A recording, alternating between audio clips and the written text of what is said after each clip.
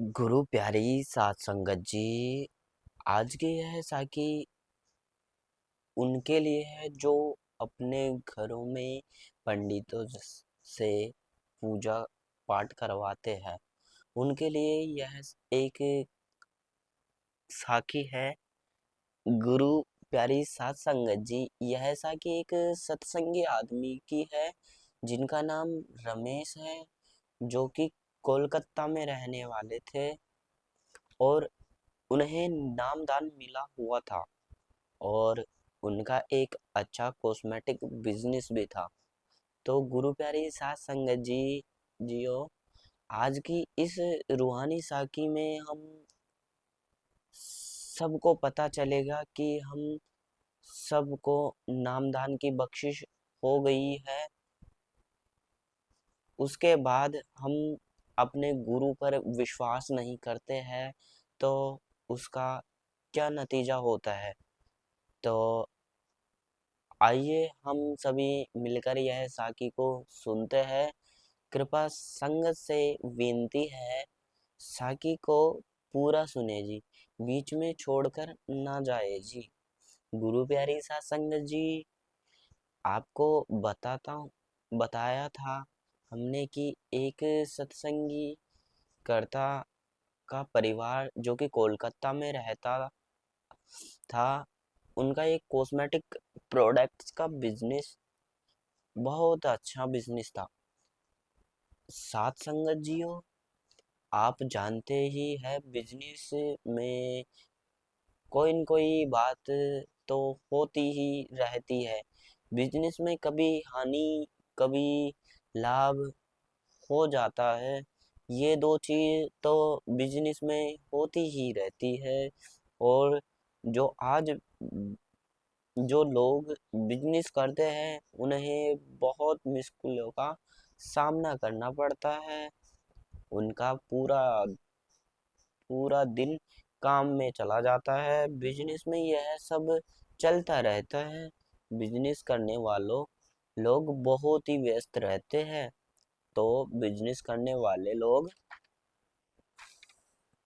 तो गुरु प्यारी साध संगत जियो, ऐसे कुछ इस सत्संग परिवार में भी था और उनके पास में ही उनके दोस्त रहते थे, जो दोनों परिवार एक दूसरे के जाते रहते थे। तो उन दोनों परिवारों के बीच में अच्छा मेल था और उनका भी बिजनेस था और बिजनेस में पार्टनरशिप भी थे, जिनके कारण उन्हें दोनों परिवारों के बीच एक अच्छा रिश्ता बना था। लेकिन कुछ दिनों बाद दोनों ने अपना अपना बिजनेस अलग कर लिया, क्योंकि उनका काम अच्छा चल रहा था। लेकिन इसे उनके रिश्ते में कोई भी कड़वाहट नहीं आई। दोनों का काम अच्छा चल रहा था और जो सत्संगी परिवार था उन्हें अपने मालिक पर पूरा भरोसा व विश्वास था। लेकिन साथ संगत जियो, आप जानते ही हो कि जब भी कोई ऐसी स्थिति आ जाती है जिसका हल हमारे पास नहीं होता, तब हम कंफ्यूज हो जाते हैं और फिर जल्दबाजी में गलत रास्ता ले लेते हैं और हम जानते हैं मन के पीछे लगकर डोल ही जाते हैं और हमारे अंदर विश्वास की कमी आ जाती है। तो ऐसे ही इसके साथ भी हुआ।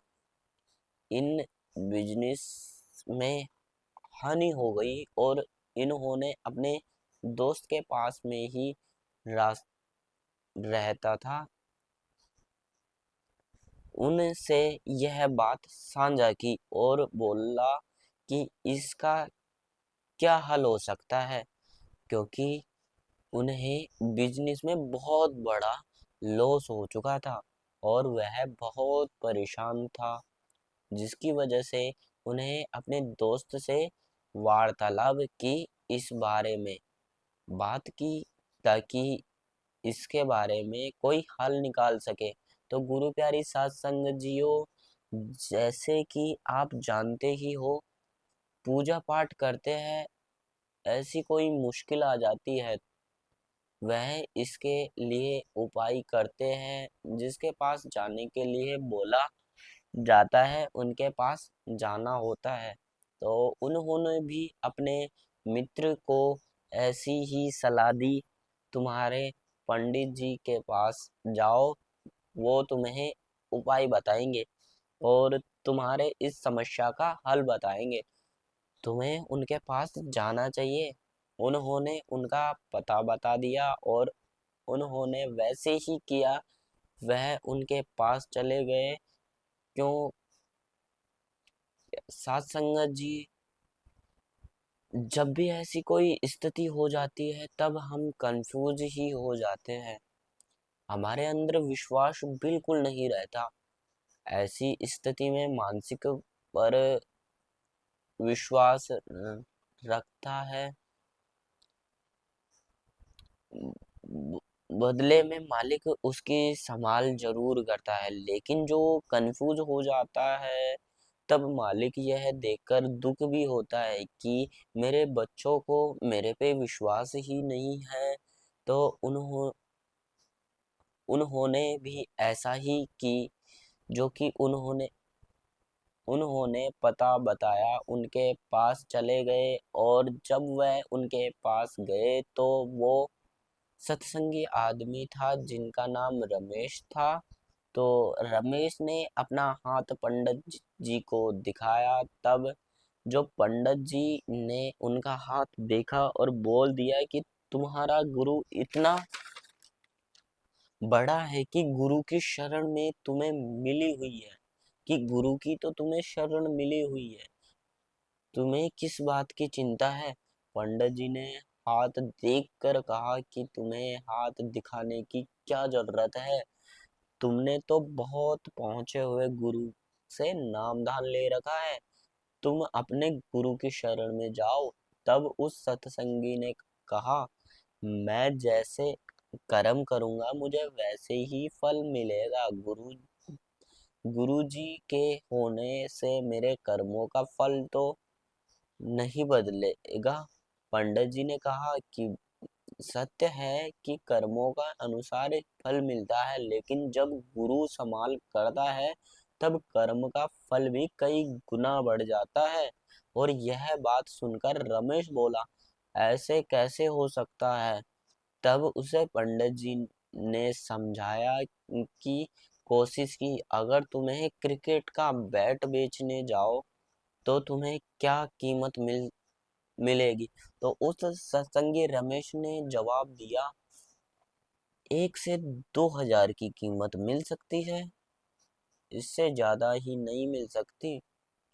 और फिर यह बात सुनकर पंडित जी ने उदाहरण के तौर पर उन्हें कहा, रमेश, वह वि- वह बैट विराट कोहली बेचे तो उसकी कीमत कितनी होगी। तभी रमेश ने कहा, अगर वह बैट विराट कोहली बेचेगा तो इसकी कीमत लाखों में हो सकती है। और फिर पंडित जी ने कहा कि अगर तुम्हें संगीत गाने के लिए कहे तो तुम्हें कितने पैसे मिल सकते हैं।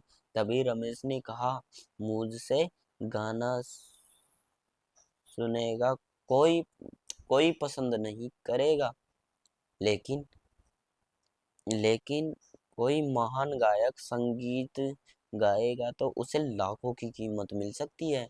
तो यह बात सुनकर पंडित जी ने कहा, बिल्कुल सही, इस तरह तुम्हारी किस्मत का फैसला तुम्हारे गुरु के हाथ में होने के कारण उसकी किस्मत बढ़ जाती है।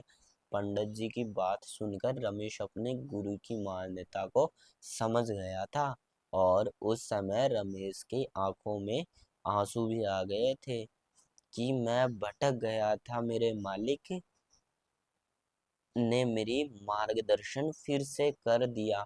उस समय उसके अपने सतगुरु पर विश्वास हो गया था, मालिक की कृपा उस पर हो गई थी और तब अपना हाथ किसी को ना दिखाने और केवल अपने गुरु पर विश्वास रखने की बात कही। कि वह आज से अपना हाथ किसी को नहीं दिखाएगा, अपने गुरु के हुक्म में रहकर, गुरु की शरण में रहकर जीवन व्यतीत करेगा और अपने सतगुरु पर विश्वास रखेगा। ऐसा प्रण उस सत्संगी रमेश ने लिया।